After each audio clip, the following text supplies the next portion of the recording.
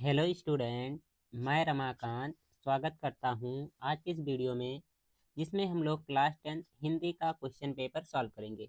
प्यारे बच्चों, इससे पहले आपको हिंदी के बहुत सारे क्वेश्चन पेपर सॉल्व करवाए गए हैं। तो अगर जो आप लोग वो वीडियो नहीं देखे हैं, देखना चाहते हैं, तो लिंक डिस्क्रिप्शन बॉक्स में मिलेगा, वहां से जाकर देख सकते हैं और अपनी तैयारी को बेहतर बना सकते हैं। तो चलिए आज का ये क्लास हम लोग स्टार्ट करते हैं क्वेश्चन के साथ में। ठीक है, जिन बच्चों को आंसर आएगा बताते हुए चलेंगे, जिनको नहीं आएगा कोई दिक्कत नहीं है, ध्यान से समझिएगा। हर एक क्वेश्चन आपके एग्जाम के लिए इंपॉर्टेंट है। इसमें खंड आ जो है, इसमें बहुविकल्पीय क्वेश्चन देखने को मिलेंगे आपके।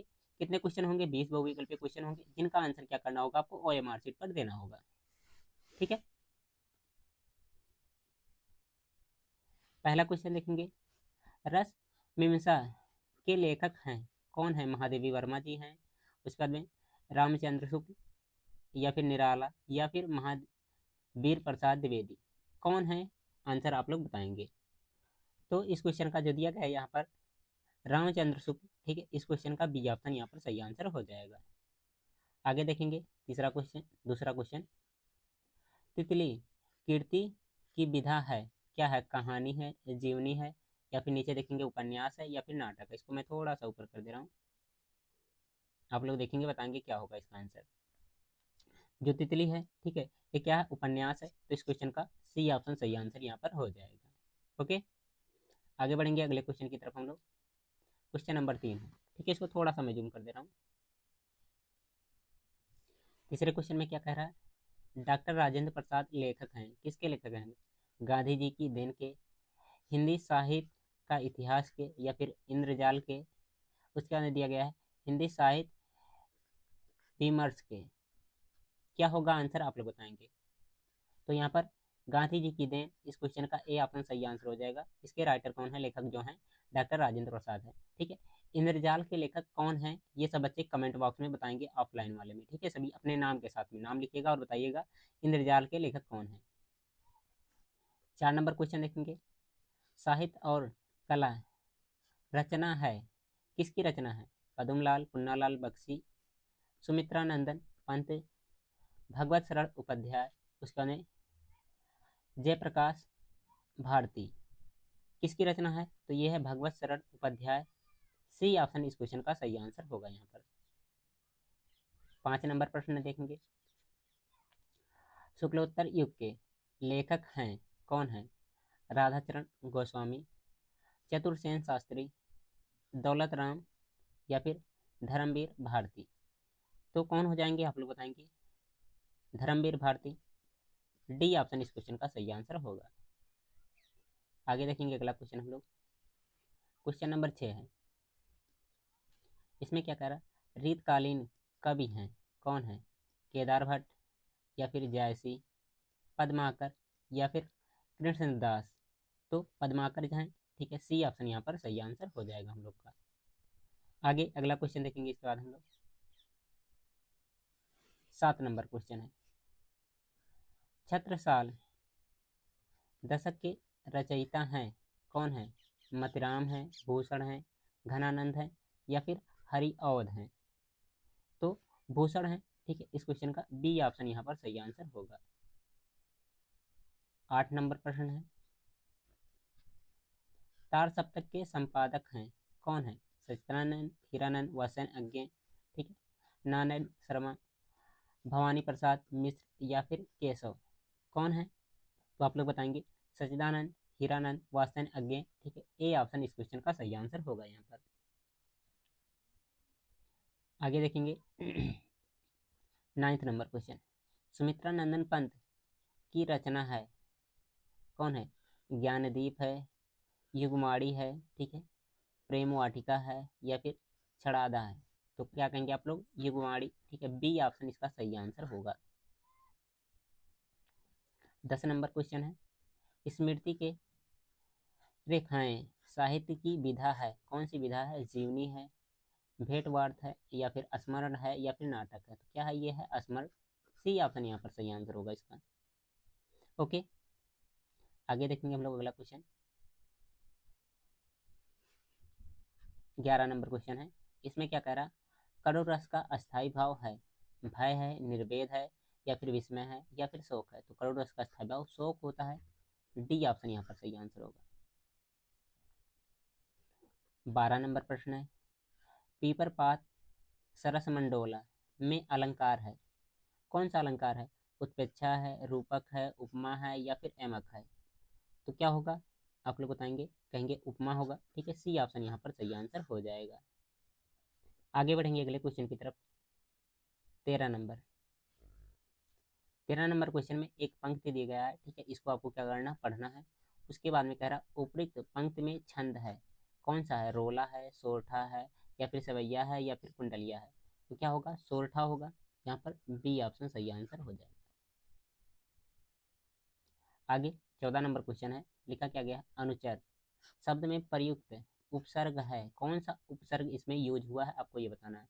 अन है, अनु है, आ है या फिर बड़ा आ है? तो क्या होगा, अनु होता है ना, बी ऑप्शन यहाँ पर सही आंसर होगा। फिर आगे अगला क्वेश्चन, प्रश्न नंबर 15 है, प्रत्यय के प्रकार हैं कितने? 2, 4, 5 या फिर 3? तो 2 होते हैं, तो ए ऑप्शन यहाँ पर सही आंसर हो जाएगा। फिर आगे देखेंगे, 16 नंबर क्वेश्चन है, लिखा गया वेद पुराण में समास है, कौन सा समास है? द्विगु समास, बहुब्रीहि समास, द्वंद्व समास या तत्पुरुष समास? तो इसमें क्या डैश वाला आ रहा है ना, ठीक है, तो लगभग क्या होता है, आप लोग को मैंने ट्रिक भी बताया था कि अगर जो इस तरह से डैश दिखे तो ये लगभग द्वंद्व ही होता है। ठीक है, तो इसका सी ऑप्शन सही आंसर हो। कुछ अपवाद होते हैं, ठीक है, जो कि आप लोग शुरुआत से अगर जो ध्यान से पढ़े होंगे तो बता सकते हैं। 17 नंबर प्रश्न है, प्रमोद शब्द का तत्सम रूप है, प्रमोद है या फिर प्रमोद है या प्रमोद है या फिर परमाद है? तो क्या होगा यहाँ पर, प्रमोद, सी ऑप्शन यहाँ पर सही आंसर हो जाएगा। आगे 18 नंबर क्वेश्चन है, इसमें क्या करा, इत्यादि में संधि है, कौन सी संधि है? यड़ है, गुण संधि है, वृद्ध संधि है या फिर जत स्व संधि है? तो यहाँ पर होता है यड़ संधि, ए ऑप्शन यहाँ पर सही आंसर होगा। फिर 19 नंबर क्वेश्चन आ गया इसके बाद, इसमें क्या कह रहा है, फलेन शब्द का वचन एवं विभक्त है, इसका क्या करना है आपको, वचन और विभक्त बताना है। ठीक है, तो सबसे पहले देखेंगे फलेन जो है ये होता है एक वचन। ठीक है, एक वचन इन दोनों ऑप्शन में दिख रहा है, तो वही दोनों सही हो सकते हैं, या तो सही होगा बी या तो सही होगा क्या, डी सही होगा। ठीक, अब इसका विभक्त ढूंढना है, तो विभक्त ये कौन सा है, ये तृतीय विभक्त है। ठीक है, तो तृतीय कहाँ दिख रहा है, इसमें दिख रहा है। ठीक है, डी ऑप्शन इसका सही आंसर हो जाएगा। 20 नंबर क्वेश्चन, आपठम धातु का वचन एवं पुरुष, ठीक है, आपको बताना है। तो सबसे पहले वचन ढूंढेंगे, कौन सा वचन है ये, पर ये क्या है, एक वचन है। ठीक है, एक वचन इसमें दिया गया, इन दोनों में सही हो सकते हैं ये दोनों, ये तो गलत हो जाएंगे। अब आपको पुरुष ढूंढना है, तो ये है उत्तम पुरुष। ठीक है, उत्तम पुरुष दिया गया डी वाले ऑप्शन में, तो इसका डी ऑप्शन सही आंसर हो जाएगा। ठीक है, ओके, तो यहाँ पर आपके कंप्लीट होते हैं बहुविकल्पीय 20 क्वेश्चन। एकदम अच्छे तरीके से आपने इसको तैयार किया होगा। अगर जो नहीं तैयार है तो तैयार कर लीजिएगा, तैयार हैं तो बहुत अच्छी बात है। ठीक है, अब इसके बाद में खंडवा खंडवा में वर्णात्मक प्रश्न है। इनमें क्या है, क्वेश्चन देखेंगे, निम्नलिखित गद्यांश पर आधारित 3 प्रश्नों के उत्तर दीजिए। ठीक है, कितने, 2-2 नंबर का, टोटल 6 नंबर का ये क्वेश्चन है। इसमें क्या होगा, 2 गद्यांश दिया होगा, 2 में से एक गद्यांश आपको सॉल्व करने होंगे। पहला गद्यांश देखेंगे, यहाँ पर दिया गया है, मित्रता के लिए ये आवश्यक नहीं कि 2 मित्र एक ही प्रकार के कार्य करते हों या फिर एक ही रुचि रखते हों। ठीक है, ये मित्रता वाले चैप्टर से है, आप लोग देखते ही पता चल गया होगा आप लोग को। ठीक है, अब इसमें क्या करना है, इनको पढ़ना है और नीचे क्वेश्चन दिया गया है। प्रयुक्त अवतरण में पाठ और लेखक का नाम लिखिए। ठीक है, रेखांकित अंश का व्याख्या कीजिए, दूसरा क्वेश्चन। और तीसरे वाले क्वेश्चन में कह रहा प्रस्तुत गद्यांश में लेखक क्या कहना चाहता है। ठीक है, तो आप लोग पैसेज पढ़ेंगे तो पता चलेगा आपको। अथवा में दिया गया दूसरा क्वेश्चन, अजंता संसार का चित्रकलाओं में से एक अद्वितीय स्थान है। ठीक है, तो ये वाला पैसेज आपको दिया गया है, नीचे भी होगा अभी छोटा सा, यहाँ तक है। इनको पढ़ने के बाद में यहाँ पर 3 क्वेश्चन दिए गए, तीनों का आंसर करना, चाहे ऊपर वाला पैसेज करो चाहे ये करो। इसमें क्या है, प्रस्तुत गद्यांश में पाठ और लेखक के नाम लिखिए। ठीक है, उसके अंदर दूसरे में क्या कह रहा है, रेखांकित अंश का व्याख्या कीजिए। तीसरे वाले में क्या कह रहा है, अजंता की कला का बाहर के देशों पर क्या प्रभाव पड़ा। ठीक है, इसके बारे में आपसे पूछना चाह रहे हैं।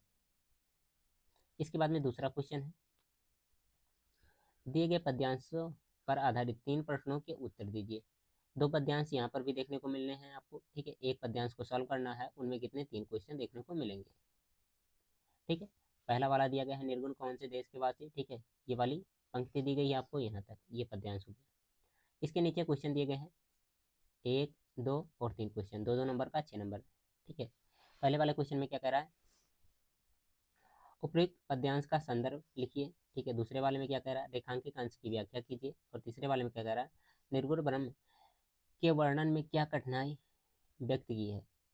तो आप लोग इसको पढ़ेंगे तो पता चलेगा क्या है क्या नहीं, ठीक है आंसर। अथवा में चीटी वाला चैप्टर जो दिया गया, यहाँ से एक पैसेज दिया गया है, इसको चाहे कर लीजिए, चाहे नीचे वाला चाहे ऊपर वाला, दोनों एक करना है, ठीक है। इसमें भी 3 क्वेश्चन है, 1 2 3, तो तीनों का आंसर आपको करना है, संदर्भ लिखना है, व्याख्या करना और एक क्वेश्चन दिया गया उसका सॉल्यूशन करना है। इसके बाद 3 नंबर प्रश्न,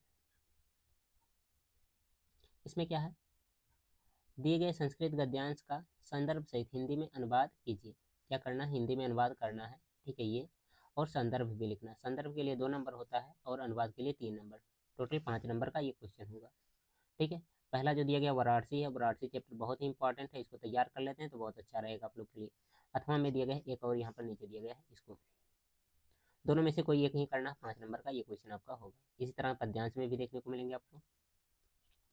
4 नंबर क्वेश्चन, दिए गए संस्कृत पद्यांश का संदर्भ सहित हिंदी में अनुवाद कीजिए, ठीक है। कितने, 5 नंबर का। पद्यांश 1 और 2, ठीक है, 2 पद्यांश दिए गए हैं अथवा में, इनमें से कोई एक सॉल्व करना है, संदर्भ भी लिखना है और हिंदी में अनुवाद भी करना है। संदर्भ के लिए 2 नंबर और अनुवाद के लिए कितने, 3 नंबर, ठीक है। आगे बढ़ेंगे अगले क्वेश्चन की तरफ हम लोग। 5 नंबर प्रश्न, अपने पठित खंडकाव्य के आधार पर निम्नलिखित प्रश्नों में से किसी एक प्रश्न का उत्तर दीजिए, ठीक है।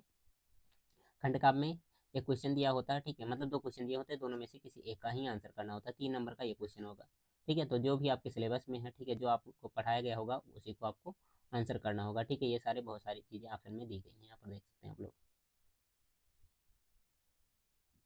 इसके बाद 6 नंबर क्वेश्चन, 6 नंबर क्वेश्चन में 2 तरह का क्वेश्चन है। निम्नलिखित लेखकों में से किसी एक लेखक का जीवन परिचय देते हुए दीजिए तथा उनकी किसी एक प्रमुख रचना का नाम उल्लेख कीजिए। मतलब क्या करना है, उनका जीवन परिचय तो लिखना ही लिखना है और उनकी एक रचना का उल्लेख करना है। ऑप्शन कौन कौन से दिए गए हैं, 3 में से किसी एक का करना है। जयशंकर प्रसाद, डॉक्टर राजेंद्र प्रसाद, भगवत शरण उपाध्याय, ठीक है।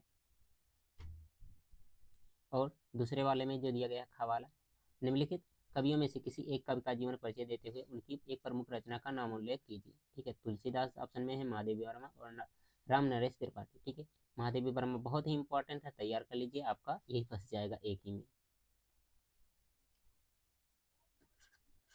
7 नंबर क्वेश्चन है, अपनी पाठ्य पुस्तक से कंठस्थ कोई एक श्लोक लिखिए जो इस प्रश्न पत्र में ना आया हो। कितने, 2 नंबर का ये क्वेश्चन है आपका, ठीक है। इसके बाद में आगे संस्कृत का क्वेश्चन है, 8 नंबर प्रश्न। इसमें क्या कह रहा है, निम्नलिखित प्रश्नों में से किन्हीं 2 प्रश्नों के उत्तर संस्कृत में दीजिए, ठीक है। यहाँ पर कितने, 4 क्वेश्चन दिए गए हैं, 4 में से 2 ही का आंसर आपको करना है, 2 नंबर का ये होगा आपका। आगे बढ़ेंगे इसके बाद 9वें क्वेश्चन की तरफ। 9वां क्वेश्चन क्या है आपका, इसमें कह रहा है निम्नलिखित में से किसी एक विषय पर निबंध लिखिए, ठीक है। स्वच्छ भारत अभियान, विज्ञान वरदान या अभिशाप। उसके बाद है पर्यावरण प्रदूषण की समस्या और समाधान। उसके अंदर दिया गया है जनसंख्या वृद्धि की समस्या एवं समाधान, विद्यार्थी जीवन में खेल का महत्व, ठीक है। इनमें से किसी एक का आपको आंसर करना होता है। कितने, 7 नंबर का ये क्वेश्चन होता है आपका। 10 नंबर प्रश्न में, ठीक है, आप लोगों से कह रहा है पत्र लिखने के लिए, ठीक है। अब पत्र क्या है, इसमें देखिए अपनी विशेष रुचि का उल्लेख करते हुए अपने मित्र को एक पत्र लिखिए, ठीक है। अथवा में दिया गया है एक क्वेश्चन और कि रेलवे के महाप्रबंधक को एक शिकायत पत्र लिखिए जिसमें टिकट निरीक्षक द्वारा किए गए अभद्र व्यवहार का उल्लेख हो, ठीक है। तो इस तरह के क्वेश्चन आपके एग्जाम में आते रहते हैं, ठीक है, जिनको आपको तैयार करना चाहिए, ठीक है। आई होप आपने ये क्वेश्चन एकदम अच्छे तरीके से तैयार किया होगा। अगर जो तैयार है तो बहुत अच्छी बात है, नहीं तैयार है तो इस तरह के क्वेश्चन आप लोग जरूर से जरूर तैयार कर लीजिए। वीडियो अच्छा लगा है तो लाइक करिए, शेयर करिए, ठीक है। बाकी मिलते हैं हम लोग अगले क्लास में। ओके, बाय बाय प्यारे बच्चों।